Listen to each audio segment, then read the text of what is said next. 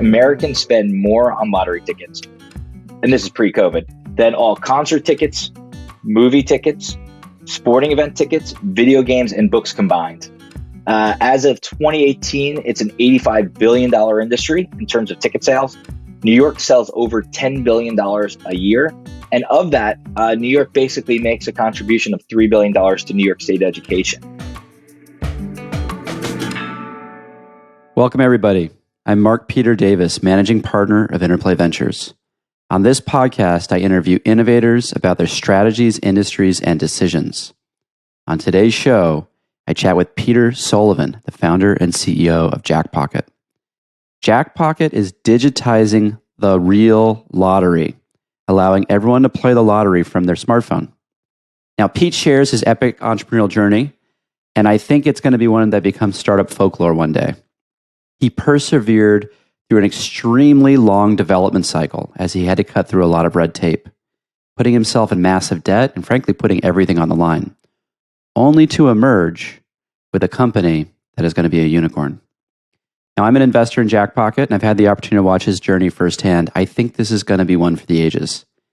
For context, the lottery industry is absolutely gigantic, and states heavily rely on the revenue generated by lottery ticket sales, so it's super important. To give you a sense, 30 to 40% of every lottery ticket sale goes towards state programs, such as education, job creation, veteran care, and outdoor recreation and preservation. So it's very, very important. As you might suspect, this means that for an entrepreneur like Pete, there's a ton of government red tape that he had to cut through, which created both an extreme challenge in building the business, but also an incredible competitive barrier. Pete shares mind-blowing stats about the lottery, teaches us how to think about partnering with governments, and details his crazy entrepreneurial journey. He covers so much more. I hope you enjoy. This episode is brought to you by Spoke. Spoke is a full-service outsourcing firm providing high-quality, low-cost solutions for all types of operational and back-office functions, including customer service, data science, HR, and supply chain management. They help companies scale their operations while keeping down their costs. If you're interested in learning more, visit gospoke.co. Welcome, Pete. Thanks for being here today. Hey, man, thanks for having me. It's been a while since we had a moment to chat, so I'm super excited. It'll be great to catch up.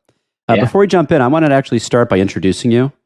I find that when I do the intros, I get to say all the nice things about people they might not brag about themselves when they're asked to do it. So if you don't mind, I'll start off.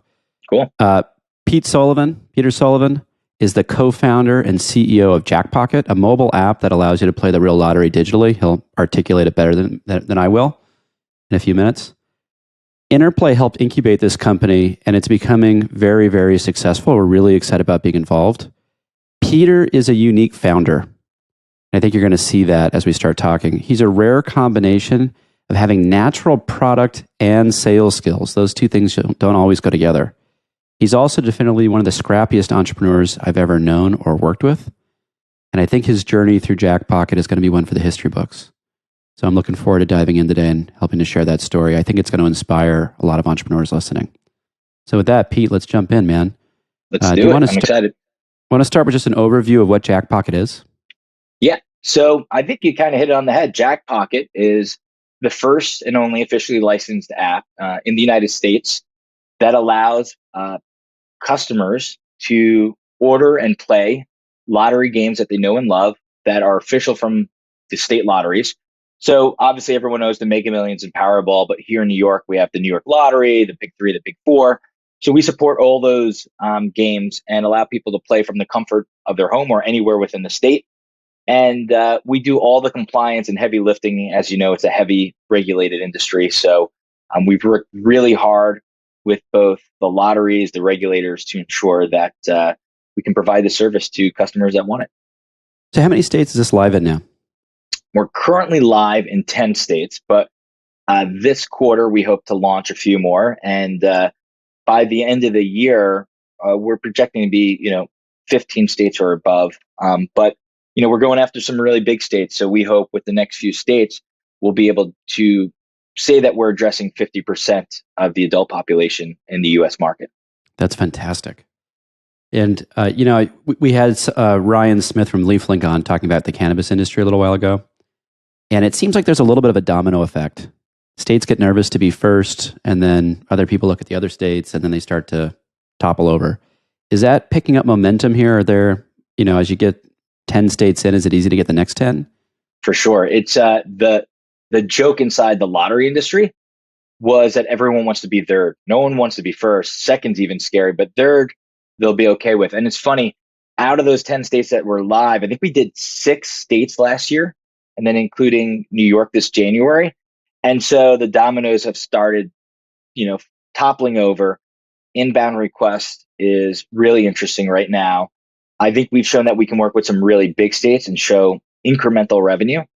But I think what people forget about is how long it took to set up those dominoes, right? And so, we're 8 years into this. I always joke we're halfway to becoming an overnight success.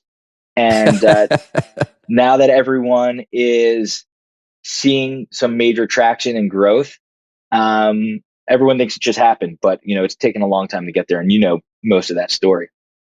Yeah, blood, sweat, and tears. I actually want to recap a little bit of that story today. So how many people are using it? Do you mind sharing that? Some sort of usage stats to give people a sense of the scale of this? Because I think it's a pretty big monster at this point. Well, in terms of scale, I can say this. We launched New York in the month of January. And in terms of Mega Million and Powerball sales, we were surpassing 7% of all the sales of those games on particular drawings were being sold through the app. In January Does that make alone, you the biggest distributor? Yeah, the biggest retailer of these? Yeah, we're the biggest. In every state that we operate, we are by far the biggest retailer in every jurisdiction we're live in today. And imagine, how has COVID impacted this? I'd imagine this is a counter-COVID business where everyone's stuck at home, not going to the places where they would normally buy their lottery ticket. So it's interesting in 2 ways. In 2020, every entrepreneur was told to have a COVID slide in their deck. We obviously are a convenience play, right? So it's easy if you don't have to go out to be able to order your tickets.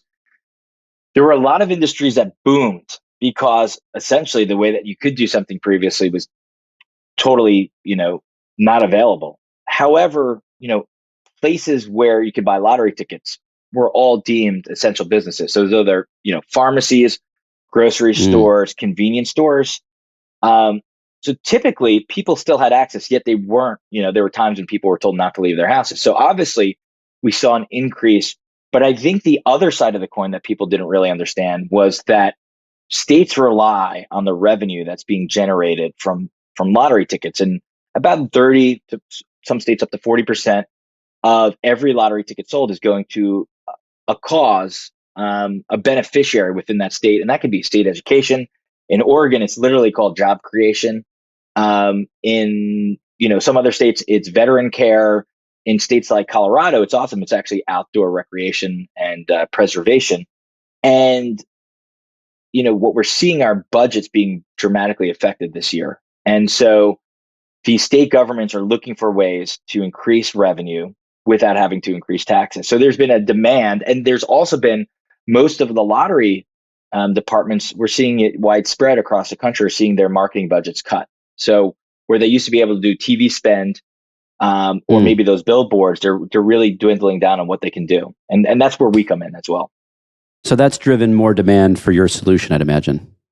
Ton of demand from both the state side and obviously consumers. Like, if you can play without having to leave your house, you're going to play without leaving your house. So COVID definitely helped, but it wasn't this moment where all of a sudden, if you take away COVID, the business is dead.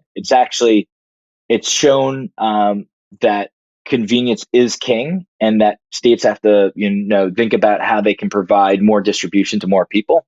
But, I think the key takeaway here is that we can help generate more revenue for states. And that's due to the fact that it's incremental revenue.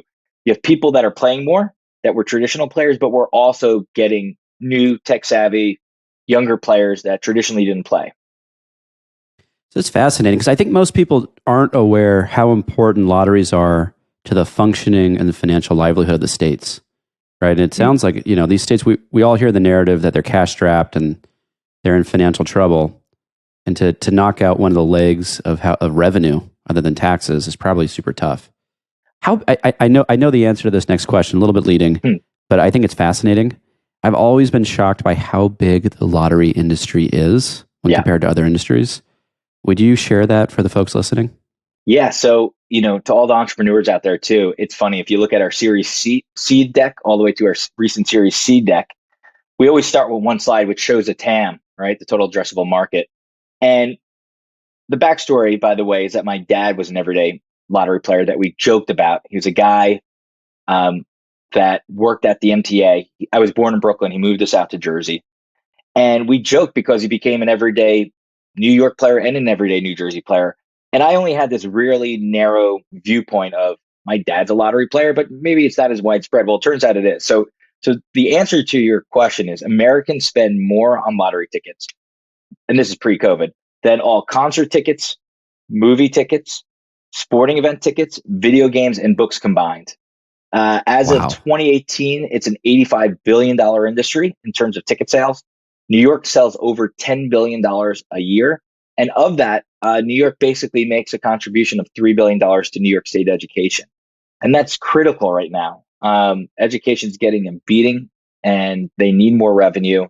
And so, people, I don't think they think about it, when they buy a lottery ticket as a charity position, but really they are kind of giving back to their local community. So it's interesting because, look, the internet and mobile's been around in kind of a meaningful way since the last decade. I guess now it's 21, I guess 2 decades ago. It's crazy. And it's shocking that lottery hasn't gone mobile a long time ago. And you're kind of bringing that to America and maybe beyond.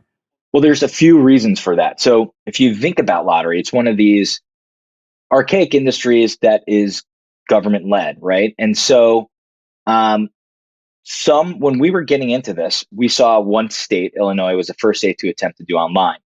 The problem is, if you look at it, even through the last 8 years, they're still only doing 2 to 3% of all the sales online.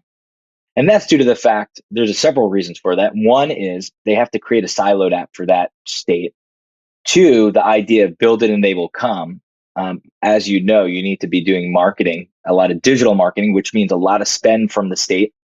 Three, to create a compelling digital product, you need to have amazing engineers, designers, UI, UX, designers, people that understand bleeding edge technology, because everyone's trying to get this millennial, younger tech savvy demo. But if you pick up an app within the first 20 seconds, if you don't like the way it feels or it doesn't feel up to date, people drop it. And so the state lotteries, and it's not a fault of their own, but it's due to the fact that they're restricted in, the amount of capital they can deploy for human capital and, who they can hire. It's hard for them to build a complete tech team within the state bureaucracy program, right? And then on top of that, what Jackpocket's able to do is we're able to work with a national brand. We've done a global partnership with Circle K. We've worked with a bunch of national partners. We're going to roll out a whole bunch more. And also, every time we build a new feature or a new part of the product, a new enhancement for the user, we're able to get kind of economies of scale in the sense of we deploy it across all the state channels, right? So that tweak, that fix, that, we've done an A/B test and we decided to change something for onboarding, it's going to affect every single state. Whereas these other states have to create siloed products. Now, there's another big issue is that a lot of states through legislation or regulation are restricted from doing it. So California is a great example where everyone thinks Silicon Valley is the number one place for technology, right? And then you have California, a huge state, not that big in terms of per capita spend on lottery. And it's due to the fact that it actually was a lottery that was established later. It was established in 1985, I believe. And when they established the lottery, they introduced a rule that says you cannot have any distribution channel that wasn't around when this lottery was created. So that inhibits the lottery from introducing internet channels. And we see that a lot. And so the only way they could do that is going through legislation to make that change. And then in the case of California, they tried to do that. Then you're going to have the tribes, the card rooms, a lot of people start coming into that picture and want to, manipulate Sounds like it gets pretty legislation political. very fast, very fast. So that's also been difficult for states, is to get sometimes just the political support to be able to do so in a single state. And by the way, that's where we come in really nicely. And, rather than retailers being able to say, hey, you've created a product we've been your bread and butter for so long. We've actually created all these sales for you. Now you're going to create a program that's going to take away. Instead, if lotteries start to lean in on third-party apps, they can say, hey, listen, it's a free market system. And if you retailers want to go and make sure that you create a highly compliant application through a highly regulated market, go ahead and do so. And so that allows them to take the onus off themselves as well. So, look, we hear a lot about the companies that are generally disrupting the deeper rooted fabric of the system. We hear about Uber and the taxi commissions. We hear about Airbnb and conflict with hotels. You're changing and disrupting something I think we're generally better for everybody by bringing the lottery to more folks. But it's one of the companies that I've been involved with where I've seen there's more regulatory involvement. Typically, when entrepreneurs show up, they hire a team, they raise money, and they launch something. It's a different game because your partner is the government. What have you learned for other entrepreneurs who are waking up right now thinking, all right, we've got an idea, but man, there's a lot of friction. There's a lot of red tape because it's a government regulated or government operated business. Yeah. What do you tell them? How do they, you had to learn this playbook. What's the playbook for people to kind of get from zero to being in market and being successful like you have been? So the first rule is don't use that word disruptive, because what you're trying to do is not disrupt them. What you're trying to do is teach, right? You're trying to showcase. You're trying to educate lawmakers, regulators, existing systems that there is an alternative and there's a solution that you found. And what we learned was to do things right, there were no shortcuts. And that's tough as an entrepreneur. But the number one thing is persistence, through this all. It's the number one trait of any entrepreneur, I think, is the idea of persistence. And what our approach was twofold. We needed to approach the lotteries and let them know who we were and that we wanted to be a good player in the space and that we wanted to be there for the long run and establish ourselves. At the same time, we needed, just like you need to show an investor some traction, we needed to show some traction. And so we needed to find an innovative way that was legal. So I think that's super important, is doing things that are legal.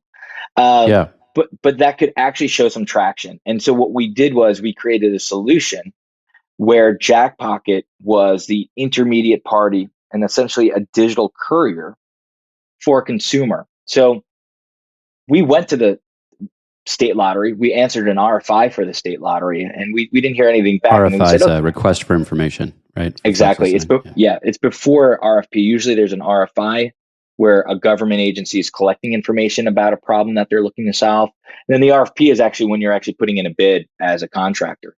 But we knew we didn't want to be that white label solution. We actually thought there was a better structure that was going to mimic kind of how casinos are, where the state gives out casino licenses that generate some type of revenue potentially for the state.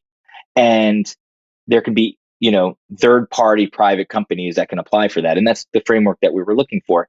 But with New York, when we didn't hear anything back, we said, well, there are retailers that are selling tickets right now, and I can text my friend to go pick me up a ticket. And that's totally legal. So what if we actually scale that concept? And it's almost like the founder of Zappos, when, he didn't have an online or inventory store. He would actually, the story that I've heard at least, is he would go around to shoe stores and take pictures and then post them online, and then people would buy them and he'd buy them from the store. And our approach was the same. Could we, ensuring that we had age verification and geo verification, which were the necessary compliance requirements along with some others, but could we actually showcase that, through this third party, we can actually get people playing the lottery? And so we actually went out and purchased a retailer out in Queens to be able to have full oversight of that retailer. Because at first we were actually purchasing tickets from the corner of a WeWork down in 175 Varick Street. And we got so close to that retailer that, we still have a great relationship today. But as we started to scale, and then we could go back to the lottery and say, hey, look, we have demand for this. People want to do it. So I think you need to make with data, showcase that this is possible and that there's traction and there's interest. And then you don't want to swim upstream. We learned that too. These people are going to be your partners, and it's a little bit different when you look at Airbnb and you look at Uber. When they won, they didn't have to then talk to those hotel chains every day, right? If we were going to fight the lottery in any sense, then the next day we'd be starting that relationship off on a bad foot. Right. Uncomfortable. Yeah, definitely. Okay. So there's an interesting parallel here. We just had John Stein on, one of the founders of Betterment. He was CEO of the company for more than a dozen years. And one of his big takeaways and lessons, which is funny, it seems so trite and trivial probably to normal business people, but to entrepreneurs, it's significant. It's not, cutting corners when you're operating in a heavily regulated or compliant space. It's doing it right, everything buttoned up, I's dotted, T's crossed. I know you've done that. Betterment did that. And I think that's an investment that a lot of entrepreneurs are kind of told more or less not to make because you just want to candidly fuck it, ship it, get in market, and start doing business. Yeah. But I think in these spaces where the government is super involved, there's a different strategy here. And I think that's a big insight for folks. Well, the strategy is when regulation is really hairy and difficult and hard to be compliant with, if you're able to do so, and you're actually, when we provided some input, and we still do to this day on how regulations could be written or best practices that we're seeing or different certifications and compliance and banking and all this stuff. I mean, you go from the way that we hold player funds to the way we do transactions and the way we randomize numbers. I mean, everything has to be audited by third parties. It takes a long time, it takes an initial investment, but that also builds a barrier to entry. And that becomes your moat, is actually doing things the right way. And now there's a difficulty there too, because when you're so small, it's hard to run these processes. So it was really interesting when we were going through the regulatory process in some of the big states like New York and New Jersey. There were things that we were suggesting that ended up, being part of the regulations. And there's an input period where you can have public comments on the regulations that we knew we hadn't built yet, but we could build. And we were on that path to building, and would also be, at the end of the day, it all has to go back to consumers. Are you protecting consumers? But we also felt, hey, listen, if you want to be a great company and you want to show that you have controls on this, because this actually matters to consumers, and it's tedious and tough and hard. Well, anyone else that wants to enter space is going to have to do it too. So let them figure it out. And we took that approach, and that's enabled us to have a major first mover advantage in these markets. And then the other part of that is then you can talk to the establishment and show, and with pride say, we hold our heads high because we care about compliance and we care about crossing the T's and dotting the I's. And you can trust us. We're not going to ship something that's not compliant. Pete, I want to rewind a little bit and kind of go chronologically through your journey because I think it's fascinating. And I think if we had you on the show and didn't share this with the world, it would be a mistake. Yeah. I think it's one of the more aggressive, incredible journeys that I think I feel like it's almost the stereotype of what people imagine it's really like. But most people, it's not this hard for and not this impressive. So we met during your prior venture. Would you start by just giving kind of a one-liner on what the company was and, what you learned about that, what you learned from that? Yeah. So I was a college rep, and I found that the country of Sweden was giving away free education for master's programs if you qualified. And I found this out while traveling around Europe. And I applied. I was living in San Francisco. I applied. I got in. And first day of business school, met the person that would become my founder. Started a company in Sweden that was around social travel. ended up getting venture capital here in the US, which was really tough because at this early stage I had to like do this reverse stock swap thing, and I had all these employees that were Swedish, and then we brought them here for an accelerator program, went through that, pivoted, and the company became basically showcasing where all your friends were traveling through a new perspective. At first, it was around connecting travelers, but then showing kind of where all your friends were traveling. And it's funny that the Facebook API change that happened when they stopped using the graph would have killed the company anyway. But the company died. But from that, I learned how to build a team, raise venture capital, ship product, ship a mobile product, and I was doing everything. You know, I was designing, I was raising money, I was doing it all. So definitely had a chip on my shoulder, and then was looking for something big, and spent a lot of time taking coffees with VCs and angel investors about some concepts I had. And one of them was this lottery idea. I saw that the New Jersey lottery was the third state to privatize the lottery. And I thought, this is interesting. Like, can this go online? This would be a huge industry if we can make this happen. Ended up meeting a family that was quite prolific in the lottery industry. And at the time, they couldn't invest, but they were like, we love that name. And at that time, I didn't even have the domain locked in yet. So I had to borrow some money from my mom, lock the domain in. We started building heads down. You helped raise some of the initial angel checks that I could actually hire people.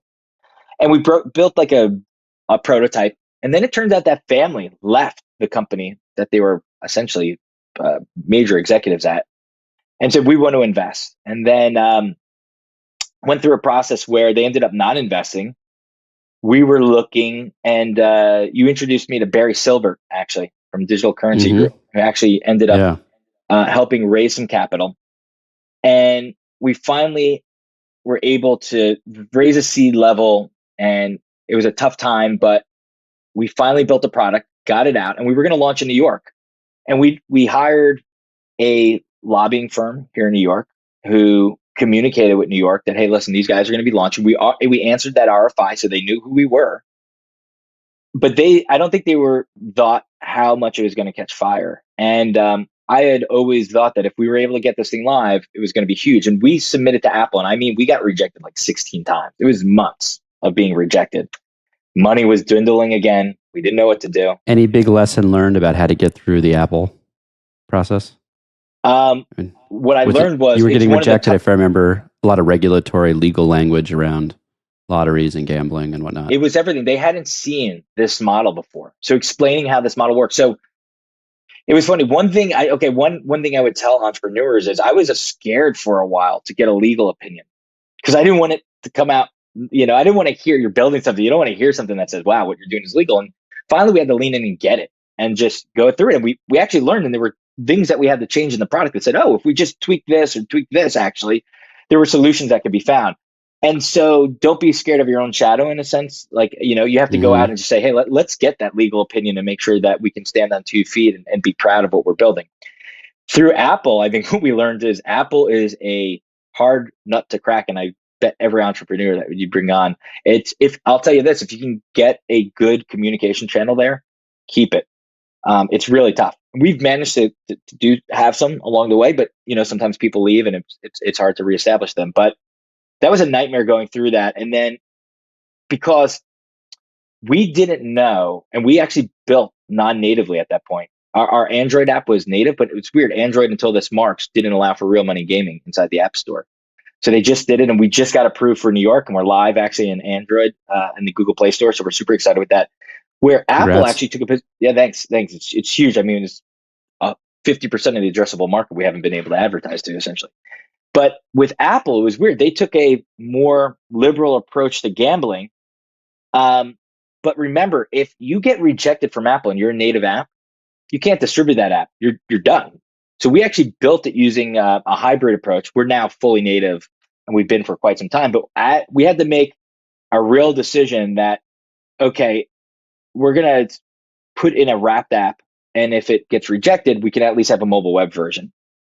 So through back and forth, we are able to get it approved. So now we're just waiting on what day and making sure that everything's compliant. And we release it in the App Store, and we just get a little uptick just from like kind of organic traffic. And our payment processor, this is like days before we're trying to set up this big press release, shuts us down. And they go, hey, what are you guys doing? And we were very clear what we were doing. We've had multiple conversations. So we finally get them a day before we're about to launch and say, okay, we're going to let you keep going. And we see that what you're doing is legal.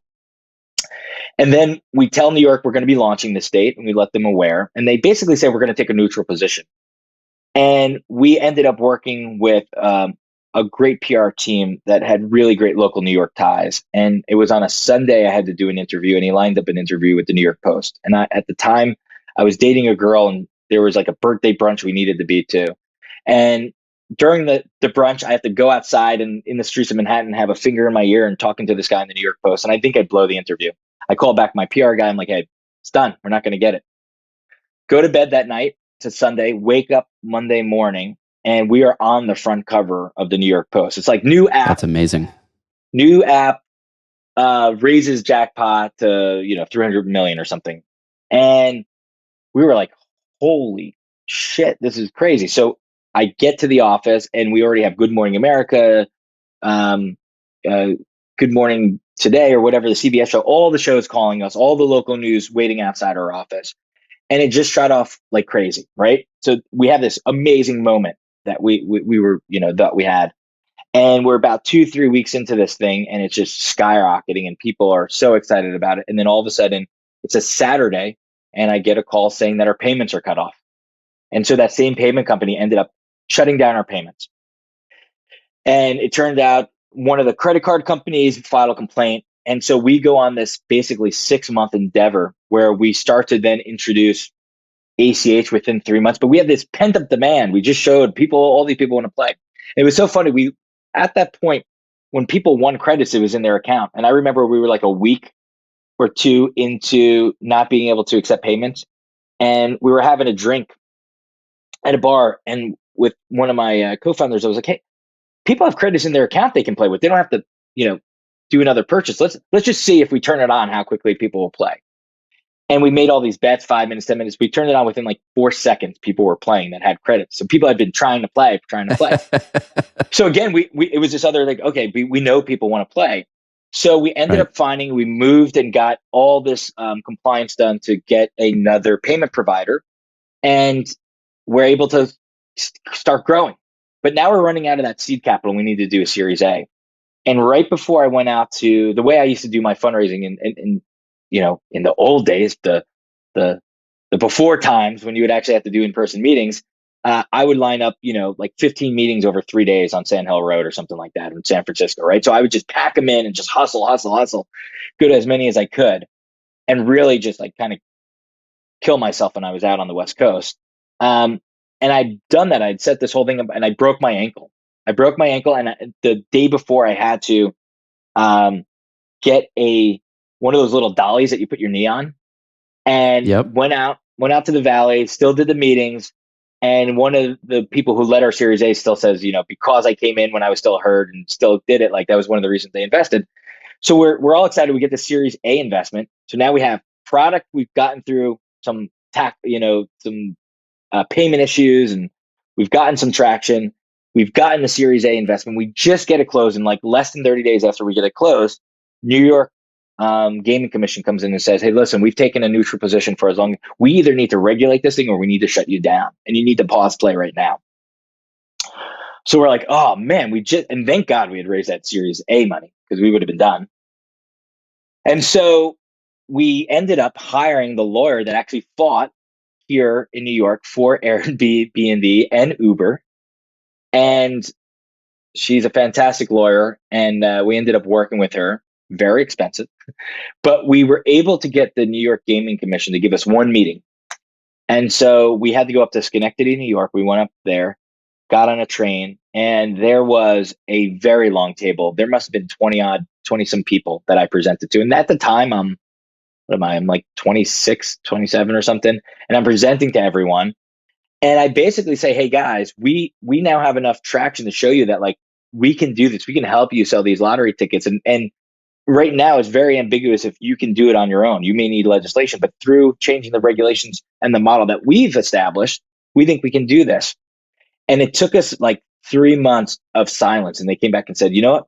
We want to do this. We want to create regulations. Well, we thought that was going to be a 1 year process. That ended up being another 3 year process of Unbelievable. helping them create the regulations. Then they have to post the regulations. Then they have to vote on the regulations. Then they have to have comments. Then they have to take the comments in. Then they have to have another vote. And now the regulations are done. Well, now they have to create an application.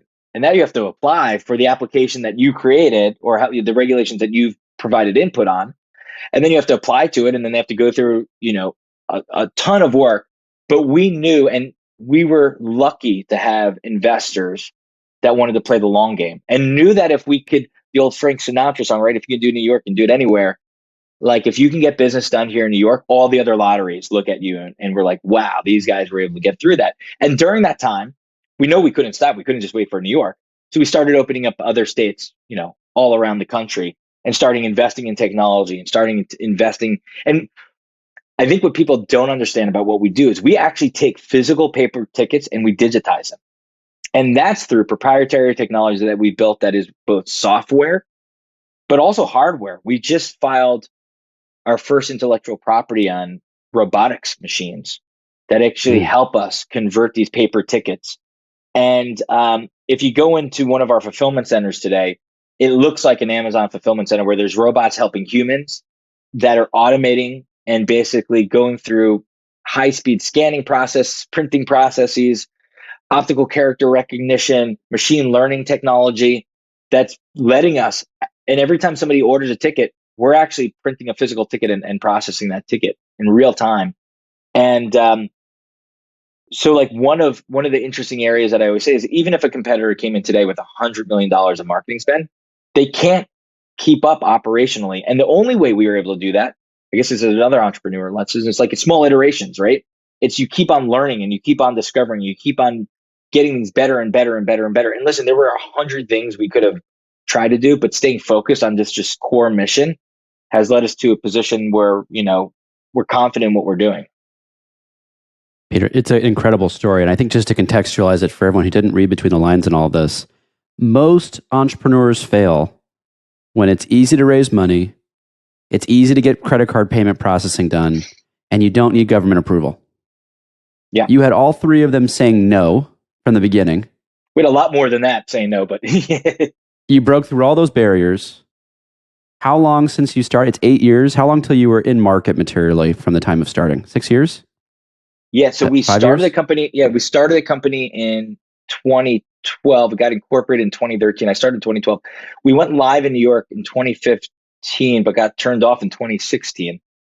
And we just went back live in 2021. Right. So So we're talking years and years and years of endurance and stamina to get to where you are now. I mean, that's a hell of a moat if I've ever heard of one. I think there's more to the story, right? This was not just a hard journey as an entrepreneur. It was hard for you personally, big time. right? I know you went through the roller coaster. I mean, all the entrepreneurs I work with, I'm an entrepreneur. The roller coaster is real, right? We're all on it. There's no way off it until the show's done. No way off it. No. And to sit in limbo for that period of time, I'm sure was emotionally taxing. But I also know it's financially taxing. Do you want to talk about some of the highs and lows, what you went through personally? So, on a personal level, not being able to pay myself for many, many, many years, that was just drooling. That time when I went to raise a Series A, I actually went to take uh, an Uber or taxi back to my hotel, and I had to get my sister to send on, I think it was Cash App at the time, money to cover me. My sister's 10 years younger than me, right? Right. I put out a lot of money on credit cards. It was really, and I don't recommend that, by the way. Um, it was really troublesome for me. Um, the roller coaster, I could say this. When I first started at Jackpocket, we started at a WeWork, and it's been interesting to go through that whole thing because you knew I was part of that early WeWork community. Mm-hmm. And I would, at night, at around 10 or 11, whoever was left, I was like, okay, these are the real guys that are really chugging along and trying to make things happen. And I would finally go to them. I'd be like, hey man, how's your psychology doing? How are you feeling? First, they would be brash, but then I would kind of lean into that, man. You could talk to me. I'm going through it too, this roller coaster ride. And when you could, these people would open up to you, tell you how troubling it is because everyone feels really alone during this time. And even though I started a company by myself, so I was a single founder. Then I call it our founding team, our first, few founding members that we brought in. But when I envisioned the company, it was just me. And so a lot of this I had to endure myself. And I always say I'm like 90% transparent to the team, meaning I try to tell them everything, but there's some things that I got to get beat up on that they don't need to know. And that still happens today. But the roller coaster ride is really interesting because I always say you can be in a shower, you be taking the shower in the morning, and within that shower, you can go through two highs and a low. Oh, this is the best idea. This is what am I? Then you'll hit a point when you're washing your hair and you're like, what am I doing? And then by the end, you're like, no, I'm going to go and kill this day. What I've learned is the roller coaster is never going to go away, and you should not think it's going to. But rather than it being this big, letting it ripple like this, right? Mm-hmm. I think one frustrating thing, and I think what it shows is real entrepreneurs, it's about hunger, is these highs, these quote unquote highs that you're supposed to feel, that time when the money's sent for a series round, the time when a state goes live, the time when an offer comes in, whatever it is, a deal gets signed. Everyone has this movie montage premise that there's a celebration and everything. I remember when we launched Texas, it was like someone was like, hey, Texas is live, and everyone's like, okay, cool. And that had been a state we've been working on for such a long time. When you raise a round, and it just feels like that, it's so anticlimactic. And I think Mm-hmm. that's because to be able to survive this game, you have to be hungry and already on to the next thing. So when those moments happen, you're like, shit, that should have happened already. Like, I've been waiting on that forever. And everything takes longer. So that's another entrepreneur lesson, right? Is like everything takes longer than expected. Um, but I think that keeps you hungry because if you were satisfied with that financing, again, people talk about financing like it's a success story. As you know, it is basically just, hey, you now have materials to work with, still build the house, like build the business. You just have now runway to do so. Um, but grueling for me, I love talking to founders when I do get the chance to because it's still tough, man. It's still something that's beats you up, and it's tough to be the person that has to always be making decisions, right? You have to always be there. You have to be on. You can't step away. Exhausting. It's exhausting. So what do I say?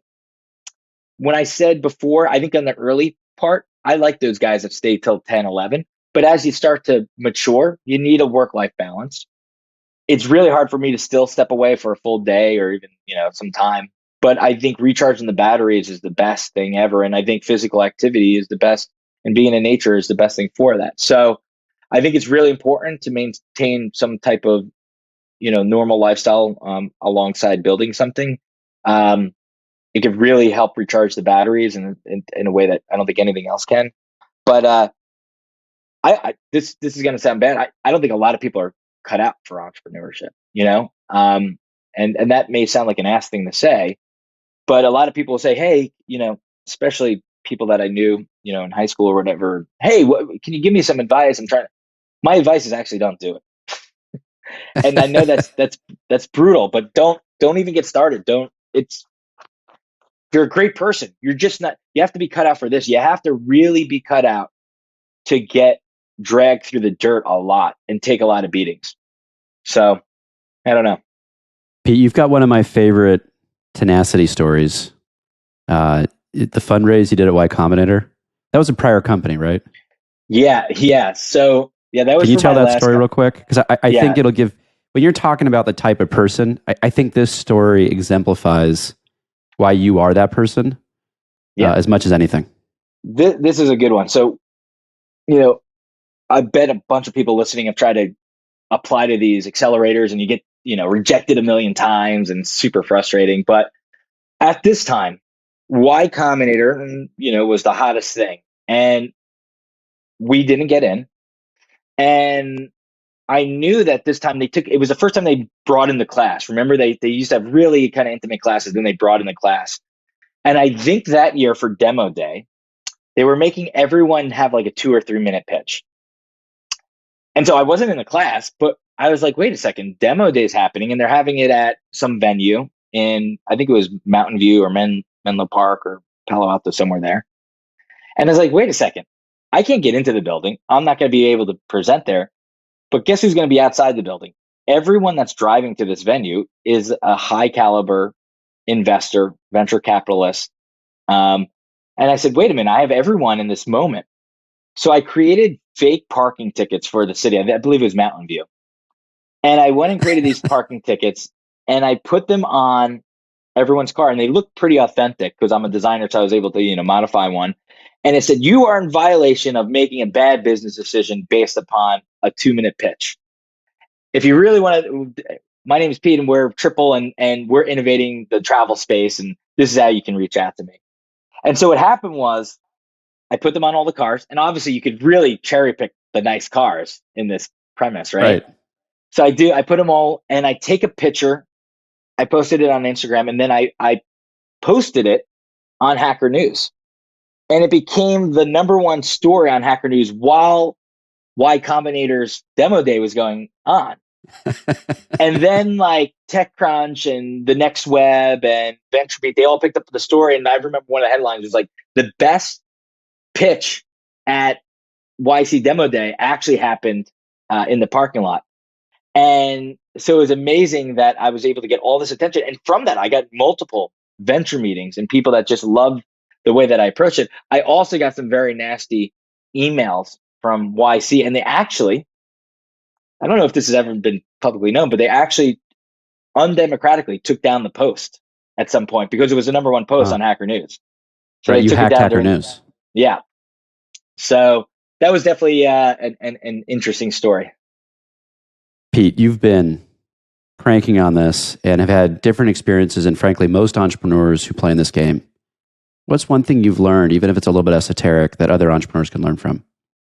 Yeah. So, looking back, I think we did a lot of things the right way. And I give ourselves a lot of credit to that. And it's helped us build confidence. I think it took a lot longer than we expected. But one thing that I definitely learned, and whether it's, within a regulated space or not, there are going to be incumbents. And you want to show them that you're trying to innovate the space. You don't want to be too cocky. And sometimes being too cocky and arrogant can maybe kind of, have you kick yourself. And with us, a little kind of story that happened was when we were launching in New York, we knew that if we got a bunch of attention, that the app wouldn't be available in other states, but we'd probably get picked up by some national media. And it did. So we had Good Morning America, CBS This Morning. And so what happened was all these people would be downloading in states they couldn't play. So we had to utilize and basically try to leverage that situation because they couldn't play. So what else could they do on the app? So we used that as an opportunity to promote ourselves. And we thought it would be funny, cute, and we were a little arrogant that said, hey, Jackpocket's not available in your state. Would you like to let your state lottery director know? And this actually caused us to have a little bit of a bad reputation when we first got started. And I wish we wouldn't have done this because it worked really well. Basically, within the first 48 hours, I think over 50,000 emails were sent to state lottery directors. So many emails being sent that we actually caused a bunch of the state lottery email servers to crash. People got really upset at us because for weeks, people were just emailing all these lottery directors and with their personal email addresses. And so we thought it would be a way to raise attention and show demand. It kind of backfired. So I would, you don't want to swim upstream in a industry that you want to be part of. So that was something that I learned, that maturity definitely kind of caused me to look back and be like, hey, I would definitely do that differently. And I think there's probably a bunch of stories like that can go in any industry, which is, you have to be a little bit respectful of some people that came before you too. I know you want to do something that's quote unquote disruptive. Again, right. We don't use that term inside a highly regulated industry, but there's incumbents there and reputation matters. And those players you're trying to disrupt often end up buying you. Totally. It's counterintuitive, but you want to, it's this weird dynamic where the people you're competing with most in life, whether it's sports, business, anything, those are also the people you almost always have the most in common with. which Totally. is this Well, total conundrum. exactly. And especially in tech, where like the incumbents are being displaced all the time. It's like they just displaced their incumbent not too long ago too, right? So they Right. were in your I boots get just a you. decade before. Yeah. I get you. So it's just be respectful, I guess. You want to listen. It's a game out there, and you want to be aggressive. You want to be smart, but just be respectful. I totally agree. Hey, Pete, you've been on this journey for a long time and it's been hard fought. And I think it's very clear for anyone paying attention that this is going to be a hugely successful outcome. You're changing the way a layer of society functions. You're servicing a lot of people. You're integrated with a lot of states. Your moat's enormous. I assume this is going to have a very big financial outcome. I know you came from humble beginnings. Your dad worked for the MTA. I think he was an iron worker, something on the engineering side. Uh, what does this mean for you and your family? Yeah. When you look Yeah. at the path you're on, I know it hasn't happened yet, but you got to be remiss. You look crazy not to have holy shit moments as you realize where you're at. What does this mean for Totally. you? Totally. And listen, I always knock on wood because we're still pushing that day hasn't come yet, but we're charging towards it. And I think anyone that also says they don't want to have a big financial return is lying publicly, right? It's obviously one of the reasons why you endure for this long is the hope for that. And you're right. My dad, I was born in Greenpoint, Brooklyn, and my dad and my mom met. My dad owned an after hours bar, but his father and my dad's grandfather all came from the MTA, and he had very humble beginnings. He never even had a bedroom growing up. He never could play organized sports, um, and so my dad wanted to make a better life for us. Now, again, my mom being from Greenpoint, my dad being from Williamsburg, they move us out to New Jersey to make a better life for us, not knowing what was about to happen to those neighborhoods. So now they're kicking Mm. themselves in the ass saying, oh man, if we only bought property or Mm. didn't try to do the right thing for our kids, where a bunch of their friends didn't. They didn't put a dollar into their place and they're selling them for millions of dollars. But my parents wanted to do something better for their children. And my dad wanted to get involved in all this, recreational sports stuff. So he couldn't play as a kid, so he wanted to be my head coach for baseball and basketball and football and all this. And so my dad would commute about an hour and 15, hour and a half each way into the city and back. And he did that for like 30 years. And, the funny story, like I say, is during that time, now he became a New York player and now he became a New Jersey lottery player. And people think about this founder story. I think some people start to fabricate some stuff around it. My family was so involved with the lottery. It was, I mean, a weekly joke about my dad. And my dad came from obviously my grandmother. My grandmother was known as the lottery queen in Brooklyn, and she passed away this year.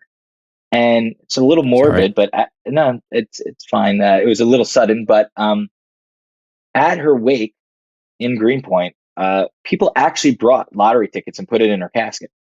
I mean, this is no joke. Like this was my grandma was a savant in terms of bingo. She could look at like 15 cards and memorize the cards and go play. And she was always found in the bingo halls. So, obviously her kids and my dad being one of those, were always players in the space. And we joked about my dad in this all the time. And I had no idea I would ever be in the lottery space. And lo and behold, he was the inspiration for it all. And so when we did our first TV commercial, I actually had my dad, and so it's me and my dad on the TV commercial, and it's authentic because it's really my dad, Big Pete we call him, and we brought my dad to one of the lottery conferences, and it was the first time that he kind of saw how big this was, what we were doing. It was like someone that would play the lottery but never saw behind the curtain of how the lottery industry works, and he was so proud, and it's awesome that I've had a super supportive family throughout all this. I mean, I couldn't have asked for more. And, my mother's always been super supportive of my dad and my brothers and sisters. And, I hopefully can have a life-changing moment that I can help change their lives as well. And it was funny. Due to some financial circumstances, my mom always wanted a Louis Vuitton bag. That was one thing she always said, if you make it, you can get a Louis Vuitton bag. And, due to a deal that happened, we were able to I was, able to get her that, and I gave it to her on her 60th birthday this year, and she was That's crying. awesome. And it's just a small thing, right? But like for me, I'd heard that for the last 7 years, 8 years of my life since starting the company. One day, you'll get me that Louis Vuitton bag, and that's what you're in it for. And that's actually a moment you can step back and say, wow, I've actually come full circle. So, I'll end with this though. What is success? And it was funny. We had our auditing company, and every year when you get your financials audited, and we need to, most startups probably don't, but since we're regulated, we need to. And it's one of the big four. And they come in, and then there's a segment where they have to go through and they kind of pull you aside, and they have everyone in a room and they go through some hard questions. Um, and the woman, the partner there, goes, just curious, Pete, what do you think about success? How do you qualify success? I said, well, you see that woman out there on the phone? She's our first customer service hire. I want her, when we exit this thing, to be able to buy a house in cash. That for me would be a success. And she goes, wow. Beautiful. She's like, I've asked this a million times and I've never heard someone, point to somebody else for success. But really, I think that's why entrepreneurship is so fun, is because everyone should be working together in the same boat to help lift everyone else up and change everyone's life. So hopefully we'll have that outcome, and hopefully that customer service person will be able to get that house. And, I see it on the horizon. Whether it's going to happen tomorrow or 2 years from now, who knows? But I think we're moving in the right direction, and I'm glad I stuck with it. And thanks for all your support along the way too. Absolutely. Pete, you have a lot to be proud about. Fantastic. Thanks, man. And beautiful story with the family. We wish you the best of luck. We'll be obviously staying glued to all the updates. Thank you for being on today. Thanks, man, for having me. Great to talk to you.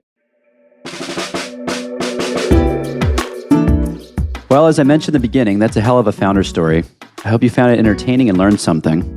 Jackpocket is a company to keep an eye on. If you liked what you heard, please hook us up with a like or a 5-star review, and feel free to share with a friend. You can find me on Twitter @MPD. And to hear more of my conversations with innovators, subscribe on YouTube, Facebook, or any major podcast platform. Just search for Innovation with Mark Peter Davis.